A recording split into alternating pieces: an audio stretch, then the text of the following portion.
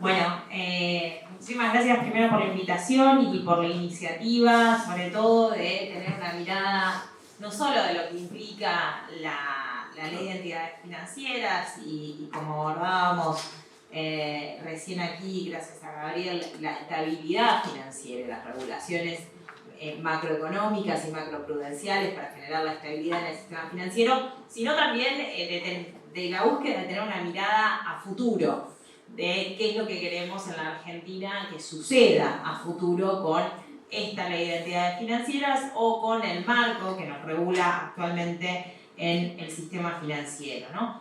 En ese sentido me gustaría hacer breve repaso histórico de las etapas, y la compañera lo decía al comienzo. Bueno, esta dictadura, la dictadura cívico-militar dejó de regalo esta ley de entidades financieras, pero no todo el tiempo pasó lo mismo. ¿Y qué pasaba un poquito antes, no? Acá, nada, repasar simplemente conceptos que yo sé que ya saben y conocen, pero para ponerlo en perspectiva también de hacia adelante, de qué es lo que esperamos. Repasar que una de las primeras políticas de Perón al asumir la presidencia en el 46 fue justamente la nacionalización del Banco Central, ¿no? Y con eso también la reorganización de los depósitos. Llamada nacionalización de los depósitos, la gran discusión que por ahí popularmente se da de si ahora los depósitos están o no están nacionalizados. La respuesta es que están nacionalizados. La respuesta es que los depósitos están garantizados por nuestro Banco Central, con una política monetaria propia, con una política de control y de reaseguro sobre esos depósitos que la da la regulación financiera de nuestro Banco Central. Pero eso no era así antes del 46, y la Argentina también sufría de fluctuaciones financieras, cambiarias, y toda esta vulnerabilidad que quizás ahora está más reflejada con los movimientos financieros, también por la financiarización de la economía, que no es la que existía antes, pero recordemos que estamos hablando de la época de post-crisis del 30, ¿no? Entonces, la crisis financiera del 29, el crack del 29, la crisis del 30, también es una de las primeras crisis de referencia como para pensar en la regulación del sistema financiero, en la constitución de los bancos centrales, sobre todo en la nacionalización de los bancos centrales. Los bancos centrales existían, pero como entidades privadas. El Banco de Inglaterra, de hecho, es un banco privado, ¿sí? Teniendo esa característica, aceptando determinadas regulaciones, o como es la Fed, que es una conjunción de bancos regionales en donde hay una representación mixta de la banca privada y también de lo que estima el gobierno, ¿no? El Tesoro. Entonces, primer punto de nuestra historia en términos de entidades financieras, regulación del sistema financiero, Perón creando en el 46 el Banco Central, reorganizando los depósitos, generando esta estabilidad. Y les traje una frase de Perón que dice: el dinero argentino, desde nuestra reforma, y eso es fundamental, decía Perón, ya no es el símbolo frío y materialista del capitalismo. Ha dejado de servir al capital. Ya no es instrumento del poder económico, ha pasado a servir a nuestro pueblo como el más fecundo de sus instrumentos materiales. El dinero argentino puede ostentar dignamente de sus signos monetarios, los símbolos más sagrados de la nacionalidad, precisamente porque ha dejado de ser una cadena de explotación para convertirse en un instrumento de libertad. Y lo traigo porque para mí hablar de la ley de entidades financieras, de regulación del sistema financiero, es también hablar de soberanía. Y es algo que parece inconexo, pero en momentos en donde parte del debate público está lleno de discusiones sobre una potencial dolarización o sobre unas llamadas cajas de convertibilidad. Vieron que el equipo de Bullrich no termina de decir exactamente qué es lo que quiere, pero intuimos que están diciendo eso. Me parece muy importante hablar de soberanía política, económica, también de soberanía monetaria cuando hablamos del sistema financiero, ¿no? Y en ese sentido tomábamos también el discurso de Perón del 51, en la asamblea, el 1 de mayo del 51, en la asamblea legislativa, ya presentando el segundo plan quinquenal, en otra etapa de su gobierno, pero en donde resalta un párrafo que me gustaría leerles sobre justamente no solo la política del Banco Central, sino también la política del crédito, de esto de para qué queremos el crédito, para qué queremos las instituciones financieras. Y Perón decía, en 1946 la reforma bancaria dio al Banco de Crédito Industrial, creado en el 44, las primeras posibilidades de cumplir con la misión que tenía asignada. O sea, pre-reforma financiera no podía cumplir para que lo que se había creado, el BANADES, el Banco de Crédito Industrial, y el que después fue el Banco de Desarrollo, y después se lo fumaron, pero bueno. En un momento, se lo fumaron, no sé cómo decirlo. Todos ubicamos el edificio enfrente del CCK. Ese edificio tan lindo era un Banco Nacional de Desarrollo, nos quedamos testimonialmente con el vice. Bueno, cosas también hacia adelante para... ay, perdón, no lo dije en el sentido, lo digo con amor, pero es algo como... Bueno, te tocó algo así. Decía Perón entonces, la reforma bancaria del 46, dice, permitió modificar el crédito capitalista de los créditos industriales sustituyéndolos por el criterio justicialista. Aquí también la economía dejó de servir al capital. El dinero de los depósitos no fue ya distribuido exclusivamente con fines de explotación y especulación capitalista y pasó a servir a la economía del bienestar social, con un criterio justicialista. Eso me encantó del párrafo. Y dice, en 5 años el Banco de Crédito Industrial ha realizado 56.800 operaciones de un valor, no sé qué. Es cierto que durante los años 47 y 48 el Instituto Argentino de Promoción del Intercambio debió recurrir al crédito bancario a través de más de 100 operaciones. Bueno, recordando la importancia del crédito con un criterio justicialista. Digo, el crédito bancario en sí mismo puede servir justamente para la especulación, ¿no? Para facilitar la fuga de capitales, para complementar las herramientas de centrifugación del capital a partir de servir al capitalismo o tener un criterio de desarrollo nacional, ¿no? Y esto ya lo marcaba Perón. ¿Qué pasó efectivamente con, además de que ya había ingresado con la dictadura del 55 el FMI a la Argentina y por tanto ya había un sesgo dejado por la dictadura? Todo tiene que ver con todo, no es que todo de repente apareció con la dictadura del 76, ya la dictadura previa en el 55 venía también con un programa económico que fue, a pesar de vestirse desarrollista de la mano del FMI, y en el 77 la dictadura cívico-militar sanciona efectivamente la Ley de Entidades Financieras, cuyo rol era facilitar la desregulación y la apertura del sistema financiero y que efectivamente centrifugó varias de las cajas de ahorro, de las cajas de créditos locales, etc. Pero sobre todo tiene su peor versión cuando en los 90 se conjuga con la convertibilidad. O sea, la Ley de Entidades Financieras, al conjugarse con la convertibilidad que permitió esta apertura indiscriminada del sistema y de una falsa dolarización y de creer, el otro día estaba dando clases en el CBC y les explicaba a los alumnos que, por cierto, algo, sé que hay muchos docentes aquí, en la secundaria parece que en historia argentina llegan hasta el 83 y que tipo la crisis del 2001 no se explica en la secundaria. Tenemos un problemón. Lo digo ya desde el cuerpo docente y sé que están atentos en la modificación de los programas a nivel universitario. Bueno, en el CBC creo que obligatoriamente deberíamos dar historia argentina del 80 hasta lo que pasó, hasta Macri, como mínimo, incluyendo la pandemia.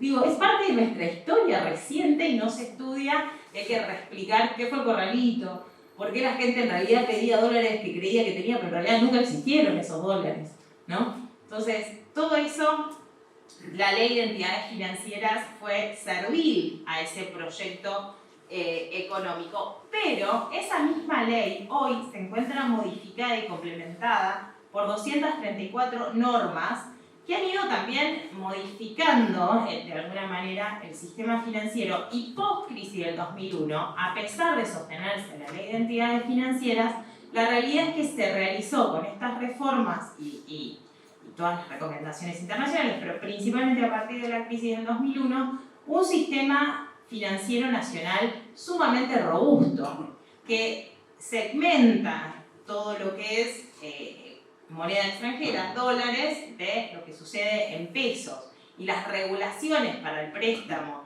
que podemos dar en dólares no tienen nada que ver con las regulaciones que tienen que ver con el crédito en pesos. Entonces la capacidad, la multiplicación del dinero en pesos genera justamente un criterio orientado a la producción o tiene efectos multiplicadores distintos que lo que se puede hacer con dólares, que es una moneda que efectivamente no emitimos, ¿no? Entonces, el primer diagnóstico para mí sumamente importante es que bajo la misma ley de entidades financieras en realidad se han aplicado, venido a aplicar modelos de relación con el sistema financiero totalmente opuestos, ¿sí?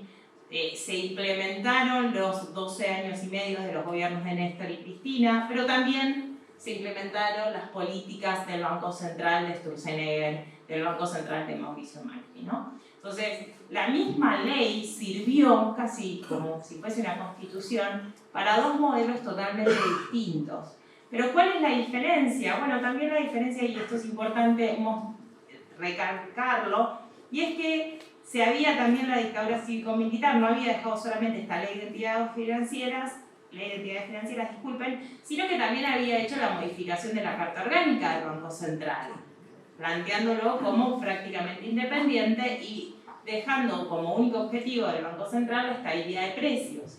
Y eso después de la crisis del 2008, Cristina Fernández de Kirchner consigue una modificación de la Carta Orgánica del Banco Central que aprueba nuestro Congreso Nacional y el Senado, por supuesto, en donde ya el objetivo del Banco Central deja de ser exclusivamente la estabilidad de precios para ser también el crecimiento económico, ¿no? Con inclusión social. Entonces, ese es el Banco Central que tenemos, pero de nuevo, Mauricio Macri con la misma Carta Orgánica pudo hacer otra cosa. Entonces, los marcos legales generan una orientación, una visión, un sentido, y hay que disputarlos, pero también hay que saber que el poder, cuando llega, efectúa también o camina sobre esas leyes como necesita para poder implementar su poder, su programa económico. Entonces aquí hubo básicamente dos grandes modelos, un modelo de regulación sobre el sistema financiero y un modelo de desregulación. Recordemos ejemplos clarísimos durante el gobierno de Mauricio Macri, por ejemplo, la tasa de interés que te cobraban las tarjetas de crédito, que puedes pagar una cuota, el pago mínimo y financiar el resto de tu consumo de la tarjeta de crédito en cuotas, esa tasa de interés era libre. Cada tarjetera, cada banco la disponía. La tasa de interés que te pagaban por un plazo fijo minorista era libre.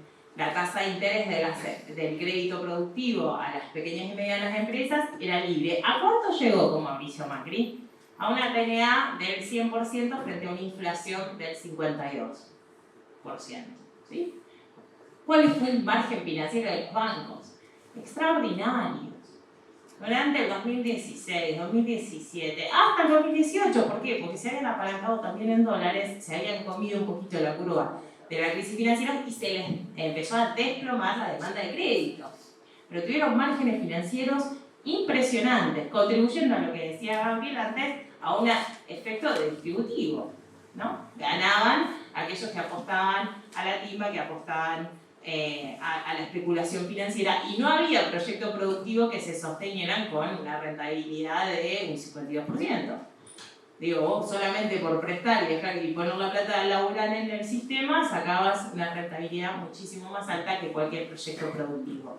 Caída de empleos del sector privado, cierre de empresas, desindustrialización del país. Ese era el proyecto de Macri, lejos del criterio justicialista del que hablaba Perón.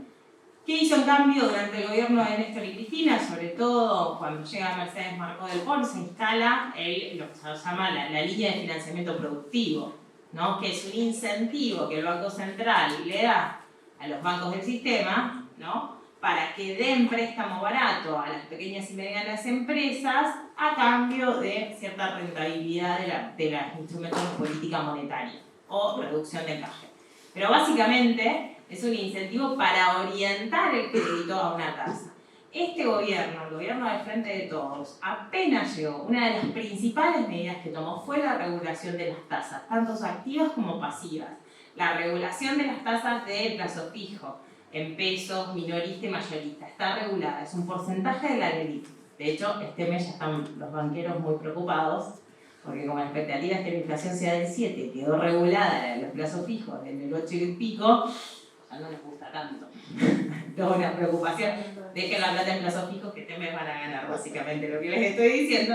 Pero eso es una regulación, es un cambio de 180 grados. Una regulación de cuánto tiene que ganar el ahorrista. ¿Por qué? Porque si no, hay una suposición que la transmisión de la política monetaria es voluntad de los propios actores, porque según lo que dice la teoría clásica, neoliberal, neoclásica, llámenla como quieran, y a mí me la repiten mucho en el propio directorio del Banco Ciudad, los bancos son solamente intermediarios. Bueno, la realidad es que la transmisión de la política monetaria no funciona sino con regulación. Entonces, el Frente de Todos cuando llegó no solo puso controles de capitales al sector externo, que es lo que se explicaba previamente, sino que también utilizó el mismo marco vigente de la Ley de Entidades Financieras para volver a regular tasas específicas. Le puso un límite a la tasa de, por ejemplo, tarjetas de crédito, a lo que se tiene que pagar por plazos fijos, al fondeo de los bancos, y eso efectivamente limita el margen financiero. ¿Qué no quiere decir que a pesar de la pandemia a los bancos le ha ido bastante bien estos años? ¿Por qué? Porque el escenario de inflación elevada con alto apalancamiento del IX, etcétera, hace que estén teniendo una rentabilidad importante. Entonces, si bien tenemos un sistema financiero sólido e importante, la realidad es que no tiene un volumen suficiente para apalancar el desarrollo nacional y muchas veces la rentabilidad que tiene no se reproduce en mayor crédito para las pequeñas y medianas empresas. ¿Se entiende? Digo, hay un montón de cosas que están bien, pero claramente hay un espacio para mejorar y tener mejor rentabilidad o orientar mejor lo que ya tenemos para que efectivamente cumpla el objetivo del desarrollo nacional con inclusión social. Miren, algunos números en esto que decíamos, la financiarización de la economía, ¿no? Bueno, ¿cuánto pesa el sistema financiero? ¿Y por qué es importante regularlo? ¿Y por qué es importante tener una política de control? Y esto de lo que pasa en Wall Street te pega acá. ¿Por qué pasa eso? Bueno, la realidad es que del Producto Interior Bruto global, mundial, si uno le suma, ¿no?, los bonos, las acciones y los activos bancarios y los considera como porcentaje del PBI, esto representa el 366%. O sea, de todo lo que existe efectivamente en la economía y genera valor en la economía, acá nos podríamos poner con la teoría del valor, pero no vamos a hacerlo, el sistema financiero es 3 veces y medio más. Entonces, claro, ¿cómo repercute? Mucho, porque tenés una crisis de Credit Suisse y vos decís, bueno, salió rápido. En realidad tiene efecto en las acciones globales, en los precios de los commodities, etc., ¿no? Ahora, la Unión Europea, cuando es, por ejemplo, la zona euro, tomemos la Unión Europea en su conjunto, así la ponemos todo, la financiarización de la economía implica que bonos, acciones, activos bancarios son 5 veces más que el PBI. O sea, están muy financiarizados. Pero América Latina, esa correlación es solamente del 147% del producto. O sea, ¿qué quiere decir? Que América Latina, las grandes empresas de América Latina no toman deuda, no emiten acciones, no forman parte del sistema financiero global. No, básicamente lo que está significando es que participan de otro sistema financiero, de los grandes capitales. No tiene un correlato, ¿sí?, de magnitud con lo que vale la economía. Y en el caso de la Argentina, si uno no incluye la deuda externa, los activos en dólares, ¿cuánto vale nuestro sistema financiero en pesos? Solamente el 61% del producto. ¿Sí? Es inverso. Ahora, pero sumémosle en la Argentina lo que tenemos de deuda externa, de deuda privada externa, de deuda en el exterior. Bueno, ahí nos vamos al 120%. O sea, nuestro sistema financiero nacional es muy chiquito. Debería valer como mínimo el doble. ¿Para qué? Para concentrar los ahorros nacionales, potenciar las acciones, los bonos que se generan en nuestro país por la riqueza que generamos y tener que la capacidad, la soberanía, la independencia de multiplicar ese dinero con una perspectiva de desarrollo nacional. O sea, las empresas argentinas buscan plata en el exterior, se financian en el exterior, el Estado se financia en el exterior. Tenemos un sistema muy chiquitito ahí y eso también es algo que deberíamos pensar a la hora de ver cómo se mejora la situación del sistema financiero nacional. ¿Con qué otra mirada? Bueno, yo quiero ampliar la profundidad del sistema financiero, pero al mismo tiempo tengo que mantener esto que les decía antes, que el sistema sea robusto, la estabilidad financiera, ¿no? Ahí, esto les contaba un poco, las regulaciones de los bancos centrales del mundo las hace el Bank of International Settlements, el BIS, el Banco de Pagos, ¿cómo se dice en castellano? Banco Internacional de Pagos, creo que se le llama, que es Basilea, que son las regulaciones de Basilea. Pero ojo, porque las regulaciones de Basilea, si bien son orientadas a tener políticas de regulación macroprudenciales para que los bancos sean muy cuidadosos en la regulación de sus activos, si bien estuvieron vigentes, pasó esto que les decía de Credit Suisse, ¿no? Fíjense, en Suiza mismo, donde está Basilea, donde se hacen las regulaciones bancarias, donde se hacen las recomendaciones para el mundo de cómo tiene que ser la estabilidad del sistema financiero, quiebra un banco. El banco. ¿No? O lo de Silicon Valley Bank. ¿Sí? Entonces, además son regulaciones financieras en donde de alguna manera se ha consolidado la idea de too big to fail, ¿no? De que son entidades que concentran el capital de tal manera que son demasiado grandes para dejarlas quebrar. Entonces se socializan las pérdidas muchas veces de estos bancos. Entonces, ojo ahí, porque necesitamos tener más profundidad del sistema financiero, garantizar la inclusión financiera de nuestras pequeñas y medianas empresas, pero al mismo tiempo necesitamos estabilidad en el sistema financiero, ¿no? Ahí, de nuevo, las regulaciones de flujo de capitales externas son fundamentales. Tenemos un margen para hacer cosas dentro de la actual ley de entidades financieras, pero a mí sí me parece interesante que se plantee públicamente una reforma de la ley de entidades financieras hacia adelante. ¿Con qué puntos?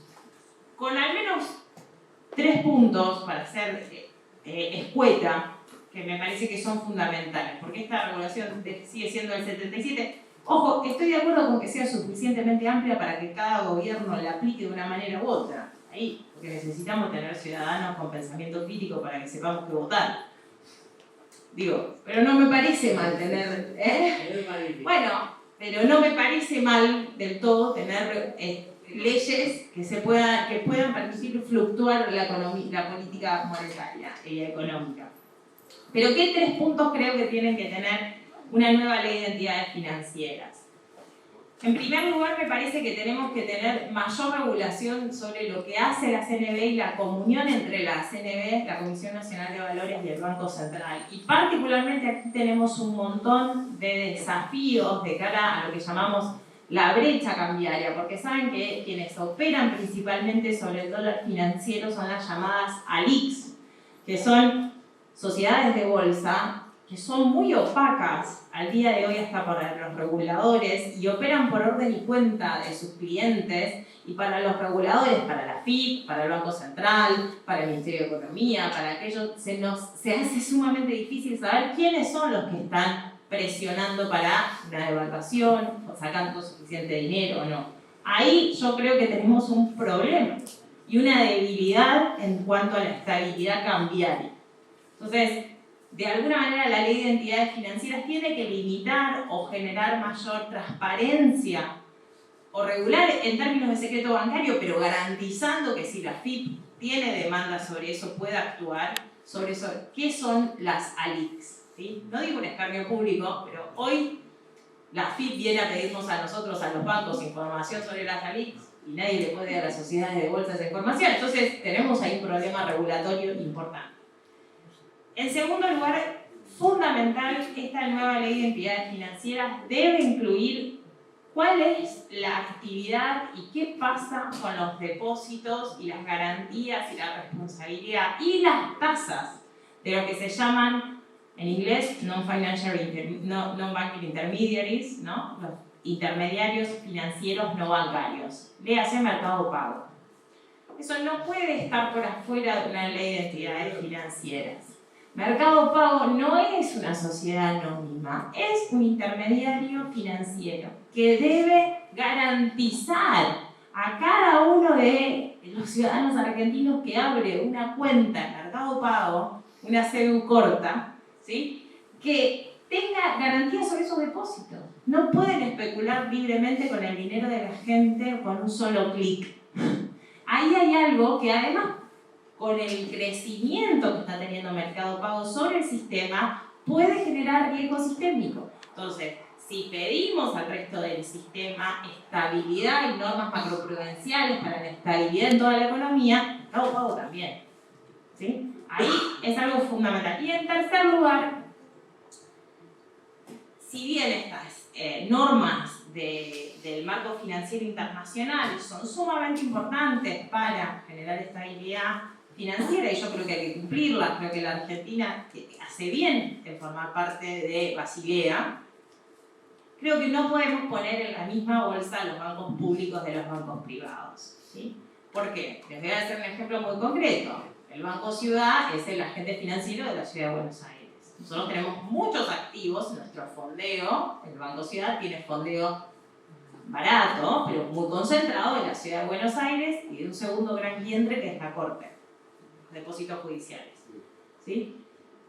Basilea, ¿qué dice? Como tenés concentración de tus depósitos, previsiona y presta menos, porque son más inseguros. Porque se te puede, supuestamente, si fuese un actor privado, un día se da vuelta y viene y te saca los depósitos porque se quiere ir al banco de enfrente. Bueno, pero es una regulación pública, señores. No me podés tratar igual a IRSA, que me da depósito, que a la justicia, que al gobierno de la Ciudad de Buenos Aires, que es mi principal accionista. Entonces, Basilea no contempla la realidad de los bancos públicos que fondean de forma gratuita prácticamente. Lo mismo pasa con el Tesoro dejando sus cuentas en el Banco Nación o con el Banco Provincia dejando sus cuentas en el Banco Provincia. No las puede tratar a sus propios accionistas como actores de riesgo de desarme de esos depósitos. Al contrario, es un fondeo barato y estable que lo tenemos que usar en pos del desarrollo nacional, con crédito hipotecario más barato, con apalancamiento de proyectos de inversión a mediano y largo plazo que no tiene tasa de referencia, con políticas de fomento y de desarrollo nacional. Entonces, no es lo mismo la regulación que le tenés que poner a Silicon Valley Bank que le tenés que poner al Banco de la Ciudad. Digamos, es totalmente distinto, porque el fondeo, la naturaleza del fondeo que tenemos de la estabilidad es distinta. Y eso, insisto, por una cuestión de estabilidad del propio sistema, pero compaginándola con la necesidad de aumentar la profundidad del sistema en pos del desarrollo nacional, de este criterio justicialista que nos decía Perón, me parece que es sumamente importante. Así que, breve de mi parte, pero con 3 ideas claras: sí a la reforma de la ley de entidades financieras para incluir la regulación sobre la CNB, incluir los intermediarios financieros no bancarios a Mercado Pago y obtener regulaciones específicas para la banca pública en pos del fomento y la industrialización de nuestro país. Muchas gracias.